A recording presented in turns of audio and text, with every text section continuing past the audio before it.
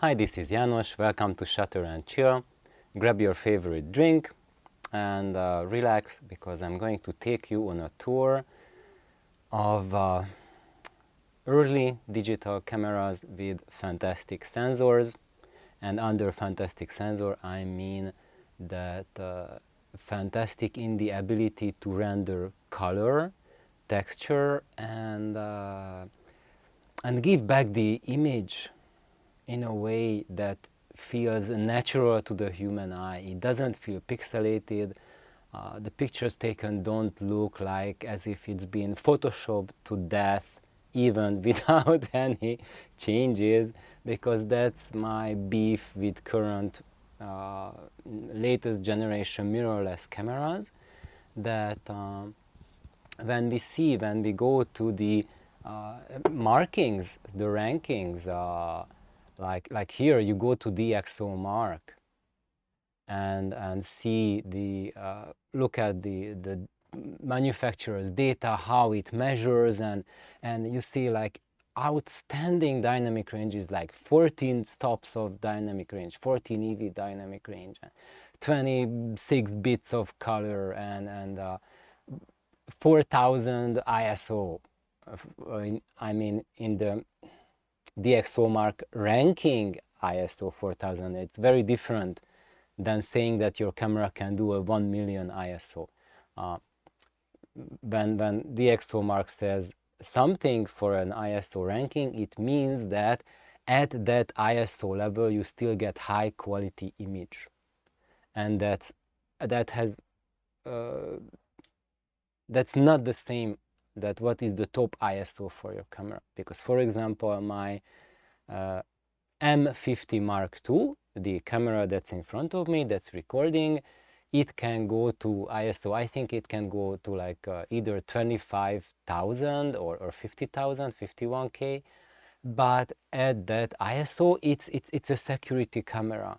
It doesn't do any much than that. It's just like really grainy, really pixelated.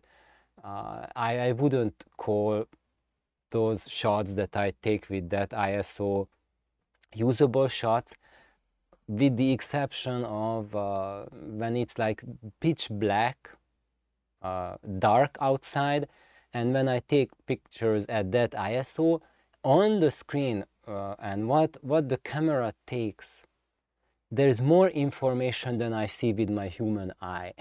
I don't see color information anymore, but the camera captures color information. So when I take like a near dark, near pitch black images, so like there's not even a moon outside, there's a street lamp far away, few stars, and that's it. It can take pictures and they are usable pictures, but that's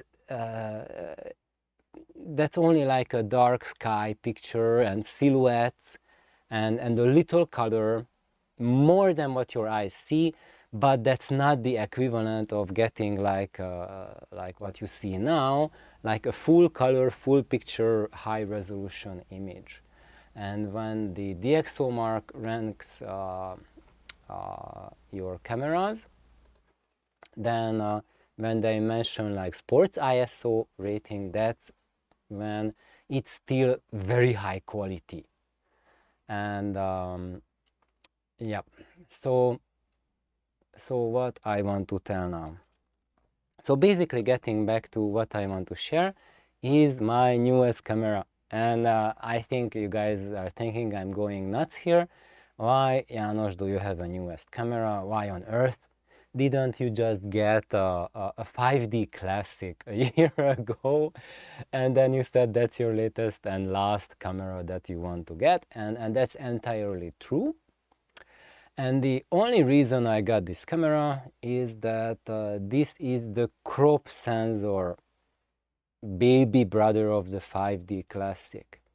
And even when you have a camera such as the 5D classic, which is known as to have a really beautiful sensor to render really fantastic color, really natural, like film-like image. So it's kind of like, people call it the digital film camera. So if you want to shoot film, but you don't want the hassle to go through like getting the film, developing it, etc. Because let's say that it's now becoming quite expensive to do that. And maybe especially if you are like me, just learning about photography, learning about cameras, maybe it's going to be quite a costly learning process to start learning by film. And I don't want to discourage anyone from going into film. It's tremendous fun. I have shot film when we had only film cameras before the digital age, and I think it's tremendous fun, and it really forces you to really think about it, to really compose your image and become conscious and learn more about photography, about the parameters. And then when you have everything right then, that when you take the shot, because you just have like 24 or 36 frames on your roll.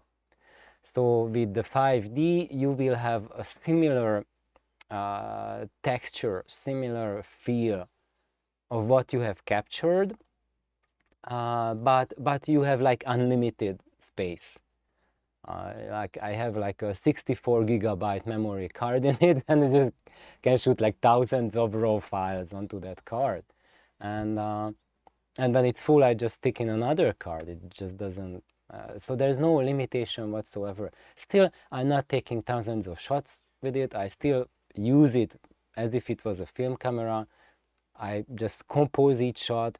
I always shoot in manual with it. I don't use those silly kids programs, you know, when you have those program modes in these Canon DSLRs.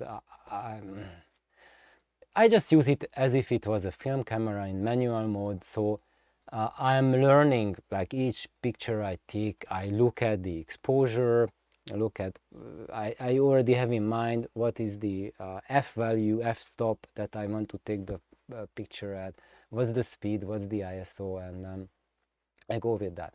And this is all good and bad. So why did I get another camera? And that's because even if you have a camera, you are still limited by the selection of lenses you get. And what I learned with the 5D Classic is that if you have a really good lens, a really good lens, that just totally elevates the 5D Classic to the legendary status that people expect it to behave as. So after I've been watching a couple of the 5D Classic videos, I really was excited about it, and not just because of those videos, but because I had the 20D for a decade, and the 20D is the crop sensor ancestor of the 5D. So 20D came out in 2004, 5D came out 2005, and they have almost exact same camera bodies, everything the same. The 5D has bigger sensor, bigger screen, that's it. Their button layout, menu, everything, the feel, everything is the same. I have them sitting next to me on the couch, and I have trouble telling them apart. It's not so easy. They are that similar, and using them feels exactly the same. There's almost no difference whatsoever between those two cameras, and that was another reason why I got the 5D Classic, because they feel the same, and I'm already familiar with the 20D, and yeah, the learning curve to go from 20D to 5D Classic was zero. Nothing between the two cameras. I was shocked like how similar they are, and yet indeed the picture quality was quite a lot better with the 5D Classic than with the 20D. In that regard, that when I go to low light, in low light, the 5D is just a billion times more capable than the 20D. So it has really useful. So like the 3200 ISO for the 5D Classic is as good as the 1000 ISO of the 20D. So and that's pretty decent. So what I want to say with that, so basically what I wanted to say is that so after that, why do you want to get back to the 20D? And the reason for that is that the 20D has a flash. It has a pop-up flash. And I found that even though the 5D Classic can be used at ISO 3200, but still up to like ISO 1250, it takes amazing shots. So when you go after that, 1600, there's like a little bit of not as good picture, and 3200 is a lot more grainy. And when I have the pop-up flash on a 20D, then I can just set it to ISO 100 and take the same shot that would require ISO 3200 on the 5D Classic. And when you look at how capable the cameras are, what are their sensor scores, which I have on the screen here, then when you read the numbers, those numbers are always referred to base ISO. And when you have a camera like the 20D, which at base ISO is more limited than the 5D Classic at base ISO, but by 3200 the 5D Classic will be quite a bit weaker than the 20D is at 100 ISO. So we are going to have a look at that in a bit. And of course you are saying that, János, that's very easy. There's like speedlight flashes, you put it on the 5D Classic, and I do have speedlight flash, and then you can take photos with that, with a flash, and then with the speedlight you can also like play around with the angles, so you don't have to fire it at your subject, which gives that hard light. You can bounce it off from the ceiling or from behind you, which gives a much more natural light. That's all true, and it works better than a pop-up flash. However, here's the thing, that if you do that, then you have to pack a complete camera setup, and the 5D Classic with a big lens, with a pop-up flash, is a monster. It's not something that you just take with yourself to a fun party, and if you do that, you will stick out like a Christmas tree. And it changes the behavior of how people look and behave, and when you want to take a picture with them, they're going to do like artificial faces and look weird, etc. So it's going to affect it a lot. So unless you do like a professional portrait shoot, it's not really a good idea to have that big flash. That just makes the equipment really scary and really stick out. And also what we do with Nelly, we go to tango nights with Dance Argentine Tango, and then we have these dance nights, and just take a couple shots. And there I don't want to just lug a huge camera equipment with me, and I don't really feel comfortable putting it down and leaving it on the table when we are dancing. So I just want something innocuous that it's not so much as a worry. So that's why I got this.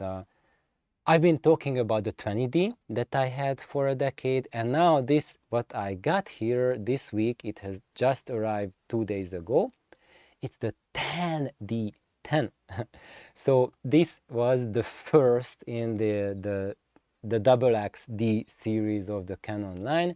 So this is the first of that prosumer level crop sensor cameras of Canon.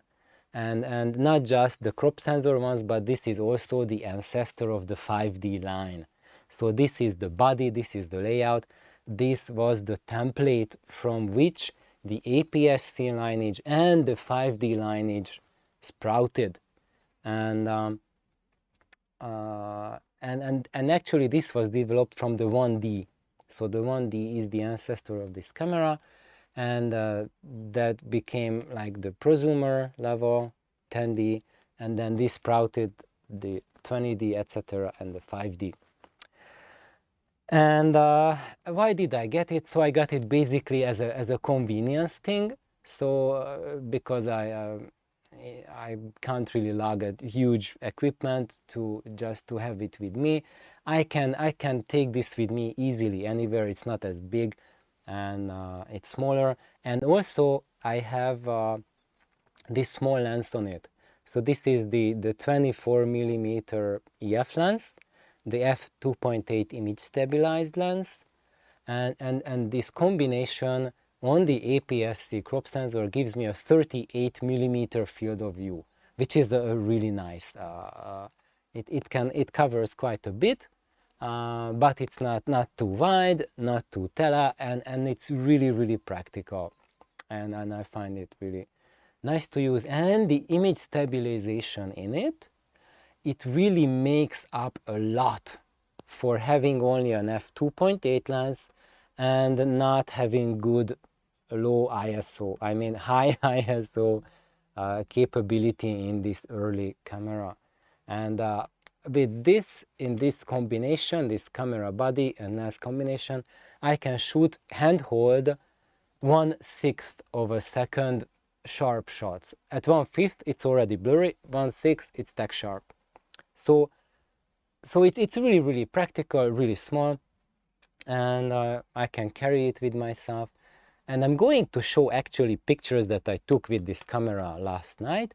We'll see how the time is going. Maybe I show it in this video, maybe I make it a separate video, because I'm going to go in depth of how the JPEGs look and what is in the RAW files, and how capable this camera is. How capable is it in a low light setting, and how capable it is when it's a really high dynamic range scenario, such as here, like strong Hawaii sun in the summer. When you take a shot, is this going to be a problem that there's a strong sunlight out there, there's a tremendous dynamic range requirement? Is this 21-year-old adult camera capable of giving useful and beautiful shots, or is it inadequate by today's standards? So just a spoiler alert, I was really pleasantly surprised by both the low light capability with the flash and how well the shots turned out, much better than I expected. And also in the high dynamic range, yesterday I took a couple of shots outside, and I am just really surprised how good they are. I didn't expect it to do as well. So now let's just have a look at the DXO Mark. So what I did here is that I put 3 cameras to compare them, and I put the EOS M100, and the reason for that is that I have the M50 Mark II, and DXO Mark doesn't have the M50, neither the Mark I, neither the Mark II in detailed breakdown. So it doesn't have like detailed measurements for those, but it has detailed measurements for the M100, which uses a very similar sensor than the M50 uses. It's not the exact same sensor, but almost the same, and the big difference between M50 and M100 is actually the usability, the features that they put in the camera, the video mode, newer processor, etc. But the sensor is about 95% the same. So you can get a comparison to see what the picture you see now is made with this new mirrorless camera, what it does, and how those two cameras, the 10D and the 5D Classic, compare in measurements. So let's where the view comparison. So let's go. Okay, it's loading, and here we are. Overall sensor scores. So it gives 78 score for the M100, 71, almost the same score for the 5D Classic, and the measly 57 score for the 10D. So what we can expect is that the 5D is almost as capable as the baby mirrorless APS-C series of Canon, as the M series. And let's look at the other scores. The color depth. The color depth is 23.5 bits for the M100 and almost 23 bits, like half a bit less for the 5D, and the 10D is a lot less. It's 21.1 bits. So it's like almost like 2.5 bits less than the mirrorless. So we can expect that it has sucky colors, right? It sucks at colors compared to the mirrorless. And is that the case? We shall see. Also, dynamic range. Now it looks like the mirrorless has a tremendous advantage. It almost has 13 EV, 13 stops, like 12.9 stops of dynamic range, which is pretty decent. Now the newest, most expensive cameras have 14 or 14.5. For a couple $1,000 you can get a camera that has over 14 stops of dynamic range, and like this is one stop less than that. It's stellar, I think, and it's pretty much more than I ever need, really. And let's see what these other two do. They are roughly 11 EV, so almost like 2 stops less, right? The 5D Classic is 11.1 and the 10D is 10.9. So it looks like these are not, we will have problems because the dynamic range is so poor. And let's look at the low lights ISO score. The M100 has a 1272, and look, 5D Classic is higher. It's better in low light than the mirrorless. So what's going on? So those of you who never seen any of my videos, I can share that part of this is because the 5D Classic is much lower megapixel. It's a little bit less than 13 megapixel, and this guy here is like roughly twice as many megapixels as that one. So there's each of the pixels collect less light.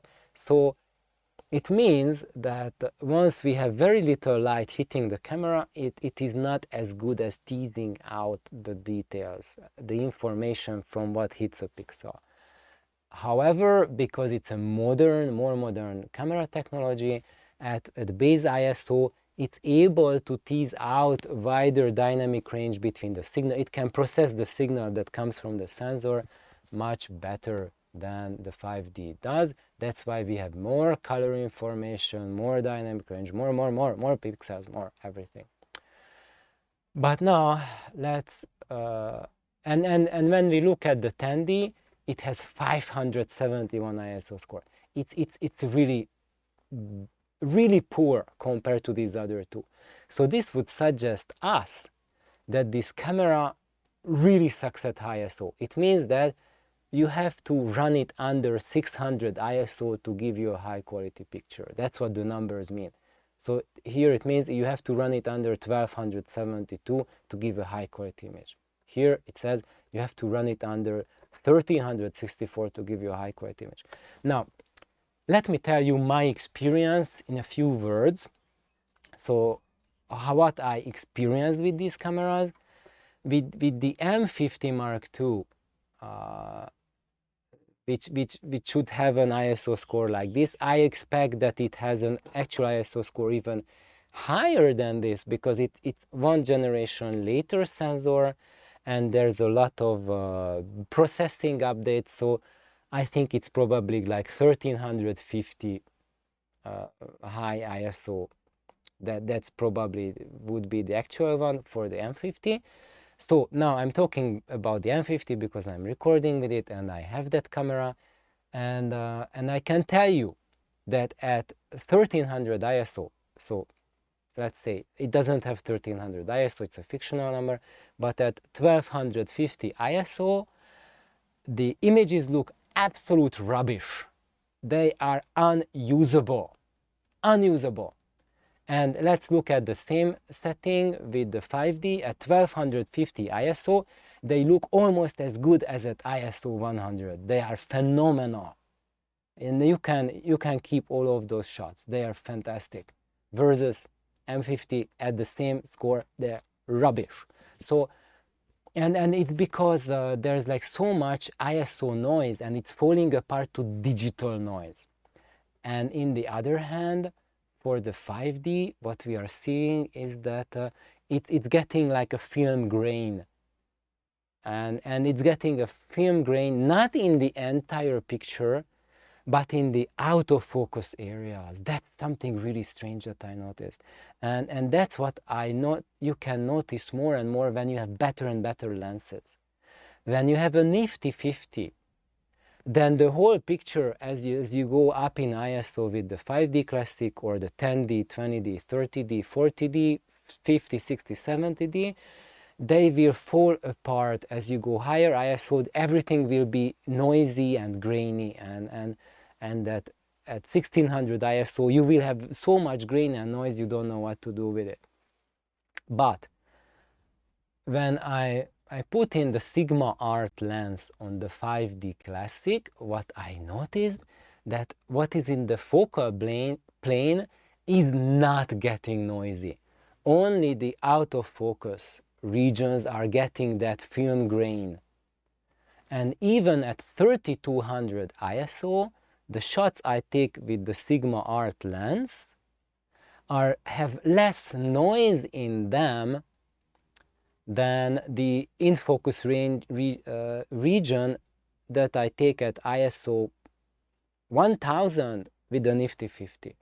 So that's how much a high quality lens counts, and that was something totally unexpected for me, and that really elevated. So now with the 5D Classic, even though it says like 1300 ISO rating for this camera, when I have the Sigma Art lens on it, it is fully usable for me at ISO 3200, because whatever is in focus, it is beautiful, it is gorgeous.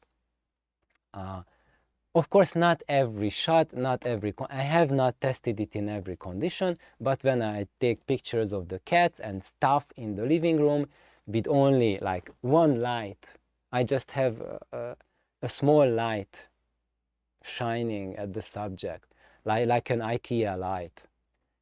With that, the 5D Classic with the Sigma Art lens gives a beautiful, fully usable photo with it. I'm just shocked and amazed at it.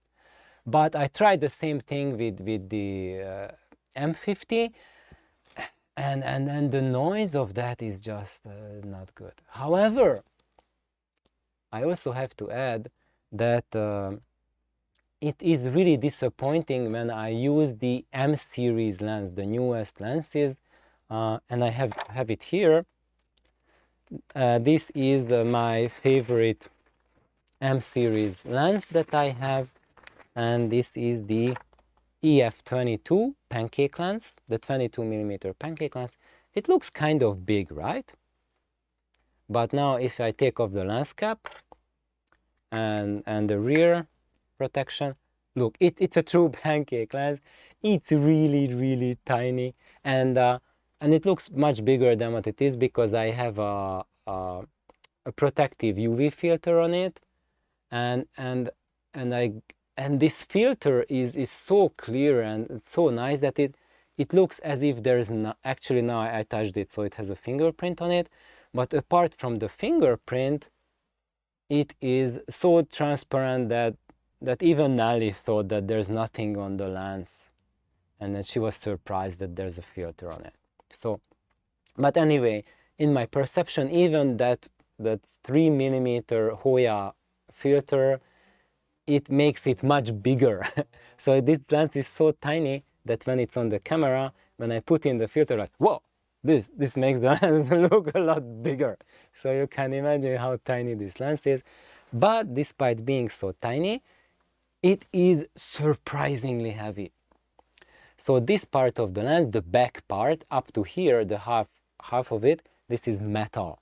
And only the front is plastic. So it is really heavy. I'm not sure this is heavier than the Nifty 50, which is like a lot bigger lens, but it feels like solid. It's like holding a solid piece of metal. That's how it feels in the hand.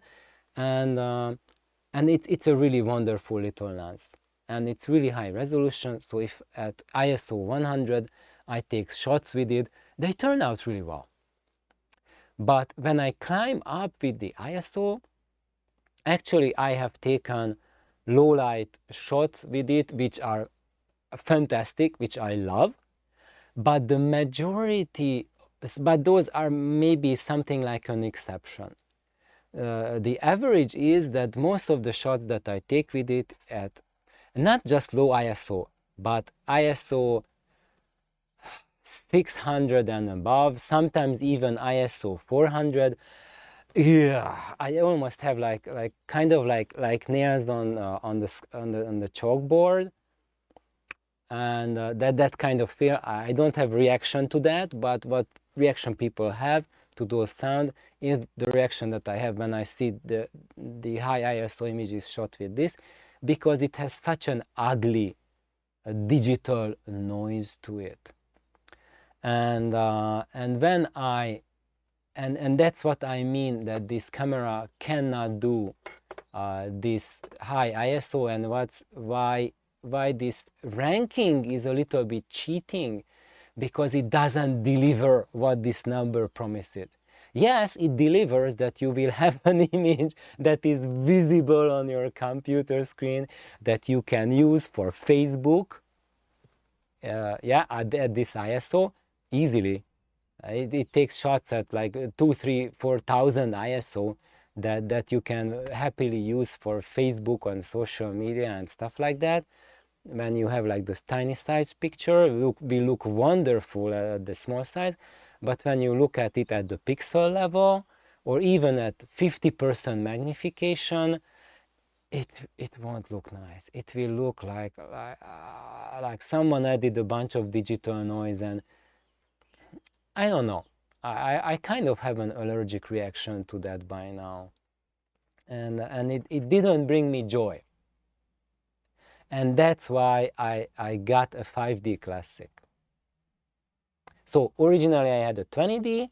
20D, unfortunately, 5 years ago died, and then I got into mirrorless. You know, let's go with the age. And then with the mirrorless, I realized at ISO 100, with this lens, I got it as an upgrade to the kit lens, and it was a huge upgrade, much sharper, much cleaner, much faster, f2.0 lens. And I was really happy with it until I started going ISOs 400 and above, because that just cut down my happiness real soon, real fast, and real hard, because it is much less capable at those high ISOs of delivering a picture that I have desired to look at than what the 20D was able to deliver. And then the 5D just absolutely blew it off the waters. And let's go at the measurements, and let's go at the dynamic range. And when you look at the dynamic range, it's a little bit tricky at DXO Mark. How you can read these, because it says print and it says screen. Now, when you look at the print, this is an artificial measure, and actually it will be useful for you when you make prints out of your shots. So look at this, the print tab, when you want your shots to be printed in a large print. If you are taking shots to be viewed on your computer screen, which is I do, then click on the screen option, and this will give you what your experience will be at the pixel level on the screen. Because for the print, this is a simulated, calculated, artificial breakdown. What would a certain size picture look like at 300 dpi if we scale the picture to that level? And of course, this is just relates to that downscaled level of the picture, and when you scale it up, these values will fall down. It won't stay at the same height. So if you want like an A0 size print, you won't have 13 stop dynamic range. You will have much less than that, because you are just diluting that information over a much bigger area. However, it will tell you that if I want a certain size picture, then which camera will give me the dynamic range that I'm looking for. This is perfect for that. But don't think that the camera has 13 EV dynamic range at that print size you want. No, it's just a gauge. When you are gauging two cameras, then which one will be more suitable for your purpose. And so when we are looking at a print, it says that the yellow line, which is the digital camera, the mirrorless camera, it is extremely capable at low ISO, and then it will drop, and at 800 ISO, it will have the same EV range, same dynamic range for a large print as the 5D Classic, down to 3200 ISO, and then it continues, it has a lot more. The 5D Classic stops at 3200 ISO, it doesn't go any longer, but until that point they are identical. And I have to add to that, although, that maybe you have the dynamic range, but if you want to blow up as a big print from the mirrorless, it will look like Shai-Hulud. That's my word, to use a four-letter word that starts with an S and ends with a T. That word has a much better connotation to it. And yeah, so anyway, and it's friendly for YouTube viewership and censorship. So what will happen is, maybe it has that dynamic range, but it has such noise at that level already that, especially for a large print, it will be absolutely useless. You will have to actually, at that ISO, scale it down to a cell phone picture size print to be able to print it and have a useful print. So that's why these numbers, you have to interpret them with a grain of salt, and also try out the camera to see what it does, because yeah, it might have the EV, might have the dynamic range, but it has such high noise level at that ISO that it's unusable for the purpose that you want it to use. So if you want to take like 3200 ISO shots and blow it up to A1 size, let's say, then the 5D Classic will take you much further, will be much more suitable, will give you like billion times, not billion times, but nicer images than the M50 would.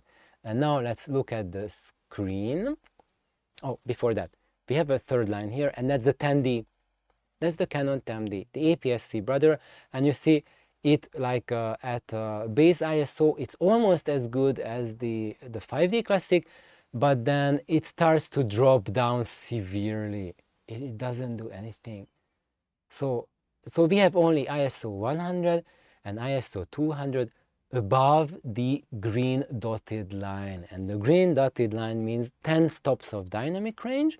So when we go below that, then you will see that this is not a high resolution, high quality image and high dynamic range image. That's when you will see a noticeable compression. So for the 10D Classic, we have ISO 100 and ISO 200, where it will give you beautiful shots.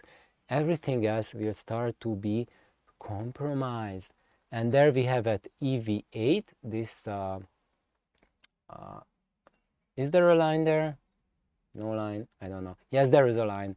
It's the orange marker, and when it drops below EV8, then it's like the security camera footage type of dynamic range that we are getting. So basically it says 6400 ISO is the stop for the mirrorless. And then that's what I noticed when I go above 6400, it is security camera footage. Above that, I can still do something. If I shrink the picture down to a really small size picture, it's still usable. But higher ISO, then even at that small picture size, it will be just security camera photograph. So now let's go to the screen resolution. Now look, the situation is very different. What's happening?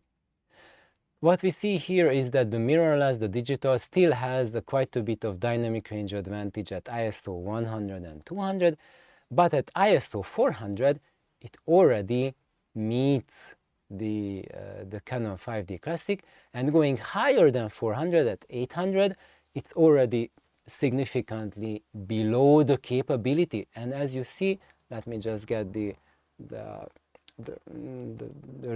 text away from that. You see the orange line consistently is quite higher than the yellow line for the high ISO ranges. And that's what I've seen, that yes, the 5D Classic gives images that are better, that have better usability at higher ISOs on the screen when I'm looking at the actual 100% pixel level. At the pixel level, it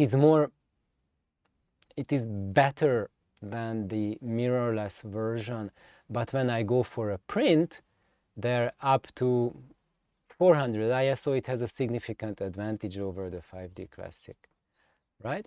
And here we see that the 10D chugs along quite a lot. And the reason of that is that it's not because it has a really primitive sensor, but because it has a 6 megapixel sensor.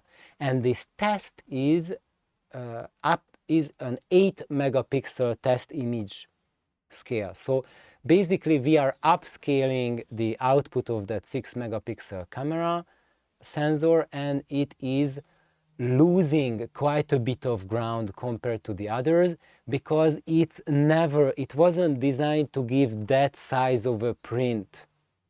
So that's already stretching the camera. And for the other two, both for the 5D Classic and M100, they were designed to give even bigger sized prints, and for them that's a walk in the park, no problem. But when we go at the actual screen resolution, look at that. So the individual pixels, actually at ISO 100, the venerable 10D Classic has even better dynamic range than the 5D Classic. How about that? So this suggests to us that it has a more capable sensor than the 5D Classic sensor.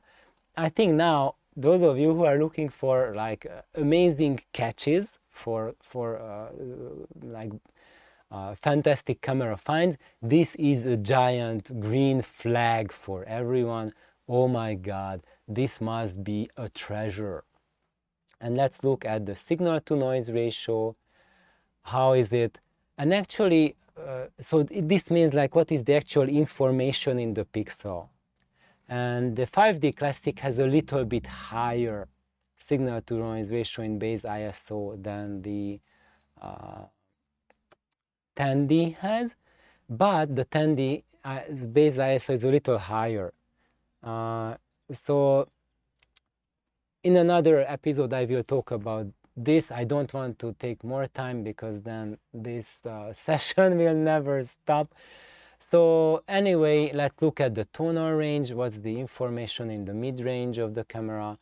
5D Classic still has an advantage, color sensitivity at the screen, and yeah, it still has. So what it does is basically the dynamic range is a tiny bit better for the 10D than the 5D Classic, but the 5D Classic in tonal range, signal to noise, color sensitivity, etc.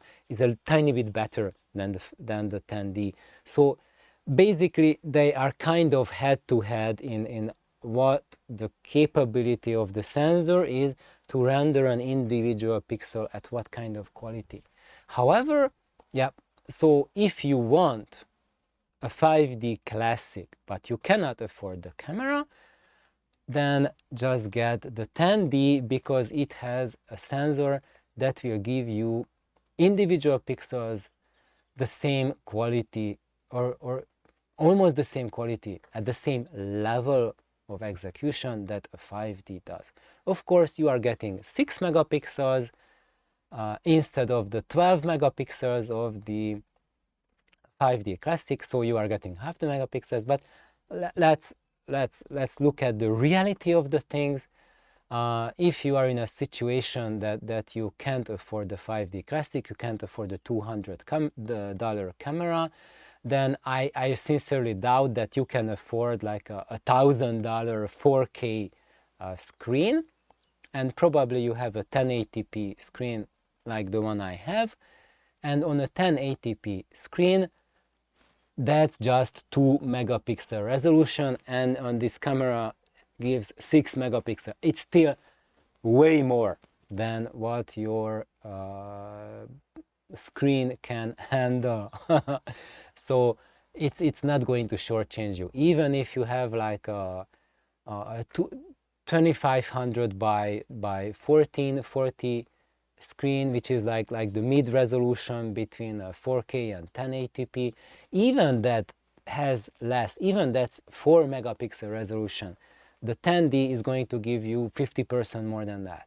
So even in that scenario, you are going to get more megapixels than your screen can handle at that quality that a 5D Classic gives you. So I would say, based on my experience of actually using the 10D Classic and using the 5D Classic also long term, I can say that yes, it is a valid camera, and you won't feel shortchanged or severely handicapped by using this camera compared to the 5D Classic.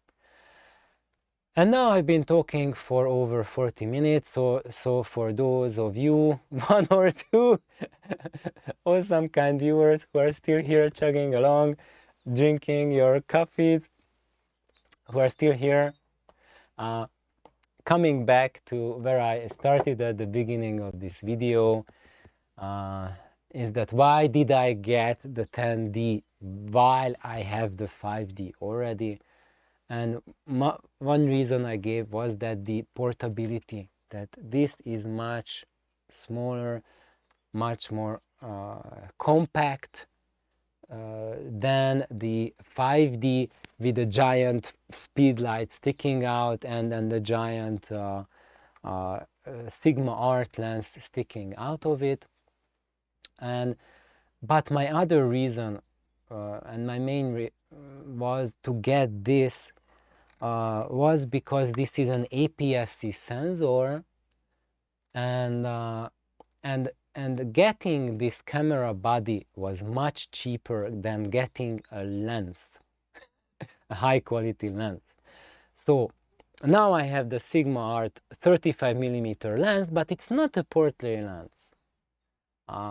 This is because of the APS-C. If I fit that lens on this camera, then it will behave as a 55mm lens, and I can use it for portrait.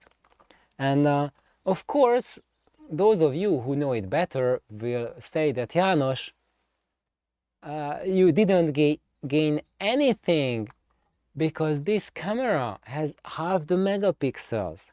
So you would have, like, if you use the Sigma Art lens, let's say at ISO 100 or 200, like going like here, as you see, they are on the same curve at ISO 100 and 200 for the 5D and 10D. I get the almost exact same result by cropping the 5D Classic to an APS-C crop, and that will give me a 55mm equivalent, which it would be equivalent as if I took the picture with the 10D.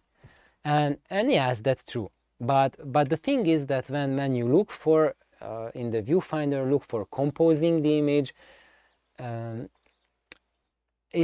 I do not have that skill set yet, how to compose for like a cropped, it doesn't make sense for my brain.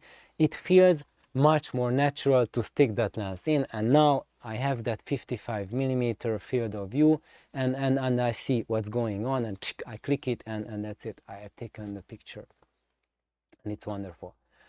But still, if you are on a budget, let's say you already have the 5D Classic, you don't really need to get the 10D anymore, because even though like its crop sensor, the cropped image at ISO 100 or 200 is comparable to that of the 5D Classic, but when I go up higher in the ISOs, what I noticed, already at 400 ISO, the 10D is less capable than the 5D Classic.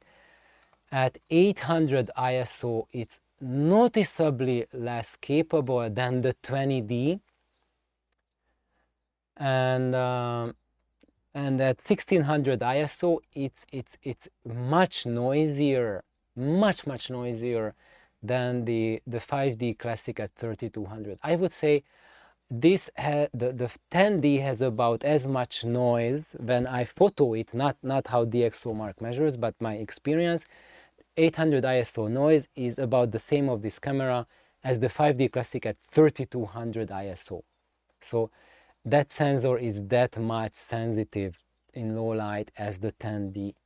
So why did I get it? It's because of the flash. So in a scenario, in a situation where I would have to resort to the 3200 ISO on my 5D Classic, here I set it to 100 ISO, pop the flash, dang, take the shot.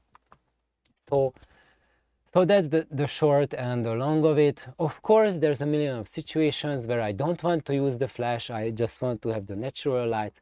In that case, 5D Classic wins, heads down, hands up, hands down, heads up, heads down. Anyway, so there, 5D Classic is just immensely better than the 10D, but I urge everyone to rethink the 10D or even the 20D, that it is so much more capable than what the numbers would suggest, and I am just shocked. So it's been only 2 days of me playing around with it, and I don't know, that's absolutely nothing to give a review, so this is not a review, just my initial experiences with it. But I feel comfortable of making a video at this point because it is almost the same camera as the 20D, the camera that came after it in this lineup, and I lived with the 20D for a decade, so I have a really intimate knowledge of using that camera, of how it feels in different conditions, environments, and I already noticed a few differences, marked differences between the 10D and 20D of using those cameras. What is the difference between how those cameras feel, of how when I shoot with it, what's the difference? And I think that's more important than the numbers are. So now I just started with the numbers to give you a baseline between the comparison of a mirrorless, which is, well, the M50 is not the latest technology today. It's not the, like a Sony A5 or some, A7 R5 or something like that, or the newest 100 megapixel Hasselblad, nothing like that, but it's something that I would consider as a reasonable camera for a beginner photo enthusiast, or even as a YouTuber. So if you want to make YouTube videos, I'm shooting this video with the M50, and as you noticed, I'm not shooting it with the native mirrorless lens, but I'm shooting it with something else. And what I'm shooting it with, I will make another video about that, and for now, just comment on it and just say that please share with me, what do you think about the image quality, about the video quality of this episode? What do you think compared to other videos you see on YouTube? Does it look acceptable? Does it look okay? Is it really that much worse than the videos made by a Sony A7 R5 or a Canon R6 or something like really expensive that people use nowadays? So thank you for tuning in. I hope that this video was somewhat useful, and now we are way over time, so I'm not going to go into the photos that I took with the 10D. That will be the subject of another episode. So thank you for chugging along. I appreciate, and hats off to you if you are still here. Have a wonderful day. Bye bye.